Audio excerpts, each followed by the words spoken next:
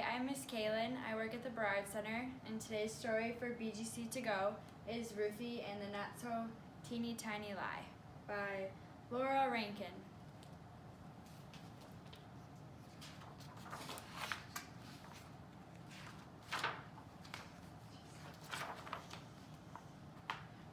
Ruthie loved tiny things.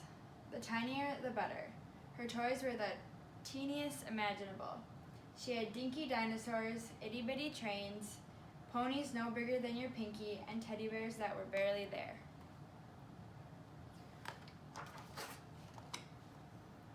Ruthie loved finding tiny treasures too. At the beach, she searched for the smallest seashells. The flowers she picked were no bigger than fairy wings. She even had an eggshell from a hummingbird. And wherever Ruthie went, she carried some teeny thing in her pocket.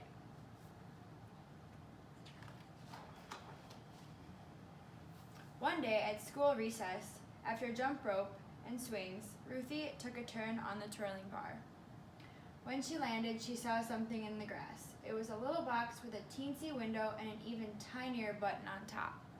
She couldn't believe her luck. It was a teeny tiny camera.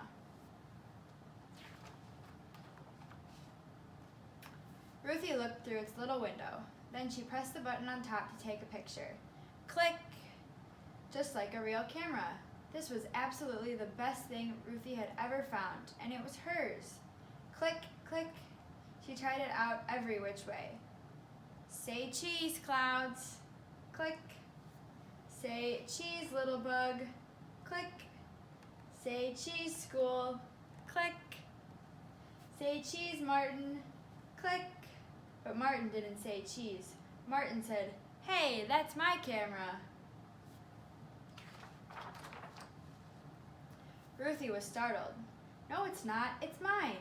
"Give it to me," said Martin. "It's mine." "It is not. Is too." "No, it's not," shouted Ruthie, and she raced back to class. "What's going on?" asked Mrs. Olson. "Ruthie's got my camera," cried Martin. "I got it for my birthday and dropped it on the playground." But Ruthie wanted that teeny tiny camera in the worst way. "It's mine," she yelled. "I got it for my birthday." Well, that wasn't true at all. Not one teeny tiny bit. Mrs. Olson looked at Martin. She looked at Ruthie. "Goodness, this is a problem," she said. "The camera can't belong to both of you. I'll keep it safe in my desk drawer for now. Let's talk about it again tomorrow." Ruthie's stomach flip-flopped all the rest of the day. She couldn't remember the answer to 2 + 2. When Mrs. Olson read a story, every word flew straight out the window. The bus ride home took forever. "Hi, Ruthie," said Mama. "How was school?" "Okay," mumbled Ruthie. Dinner was macaroni and cheese, Ruthie's favorite, but she couldn't eat. Not one little bit. "Aren't you feeling better?" asked Papa. "I'm not hungry," she said. At bedtime, Ruthie was close to tears. "What's the matter?" asked Mama. So Ruthie told Mama and Papa the whole story. "What do you think went wrong?" asked Papa. "I said it was my camera," cried Ruthie. "But it's not." "It's going to be okay," said Papa. "You made a mistake, and tomorrow you can fix it. I think Mrs. Olson and Martin will understand." But the next morning, Ruthie could barely eat. Maybe Mrs. Olson wouldn't understand. Maybe Ruthie would have to sit in the timeout corner. Maybe Martin would never talk to her again. Maybe no one would ever talk to her again. Not one teeny tiny word. The school bell was about to ring. Ruthie took a deep breath and began the long walk to the front of the room. Mrs. Olson seemed very far away.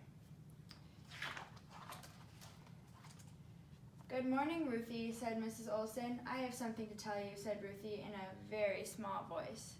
"The camera isn't mine. I didn't get it for my birthday. I found it on the playground." Mrs. Olson didn't make her sit in a timeout corner. She didn't even look mad. Instead, she gave Ruthie a hug and kissed the top of her head. "Thank you for telling the truth," said Mrs. Olson. "That took a lot of courage." "I'm very sorry, Martin," said Ruthie. "It's okay," said Martin. All at once, Ruthie's stomach stopped flip-flopping. She even skipped a little on the way back to her desk. She got the right answer to 3 plus 7 in math. After lunch, Mrs. Olson read the funniest story Ruthie had ever heard. And on the short bus ride home, Ruthie realized she didn't miss the teeny tiny camera. Not one teeny tiny bit. The end.